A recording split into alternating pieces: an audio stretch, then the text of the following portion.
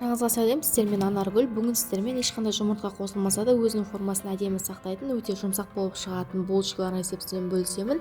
Ол үшін әрине видеоның соңына дейін қарап, рецепті ұнаса менің каналыма тіркеліп, қолдау көрсетіп қоюды ұмытпаңыздар. Алдымен 300 грамм жылы сүтімізге қантымызды саламыз, сұйық майымызды құямыз. Және де жарты шай қасық тұзымызды салып, жақсылап араластырып аламыз. Одан соң 500 грамм електен өткізілген ұнымызға дрожжымызды салып, ортасын ашып, жаңағы сүтімізді құйып, өте жұмсақ қамыр илеп аламыз. Сүтімізді бөліп қоссаңыздар да болады, барлығын бірдей қоссаңыздар да болады. Өте жұмсақ, сондай қолға кішкене жабысатын эластичный қамыр шығады. Содан соң жақсылап иленген қамырымыздың үстіне 40 грамм ерітілген сары майымызды құйып, жақсылап иін қандырып, 1,5-2 сағатқа көтерілгенше қойып қоямыз. 2 сағаттан кейін қамырымыз өте керемет болып, осындай жұмсақ болып көтеріледі. Қамырымызды сопақша етіп осылай жайып алып, пышақтың көмегімен бөліктерге бөліп, әрбір қамырымызды домалақ формаға келтіріп, бетін жауып, тағы да 5-10 минутқа қойып қоямыз.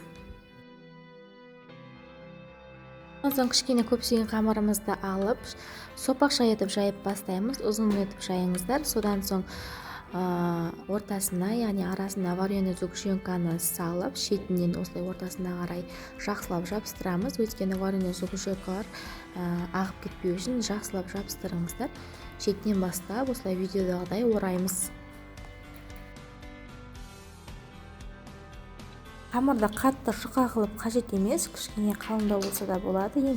Ең бастысы сопақша етіп жайып алсаңыздар болғаны. Дайын болған булочкаларымызды осылай орап болғаннан соң бетін жауып, тағы да 15-20 минутқа қалдырамыз. 15-20 минут өткеннен соң бетіне жұмыртқаның сарысын жағып, 180 градуста 20-25 минут шамасында қызартып пісіріп аламыз.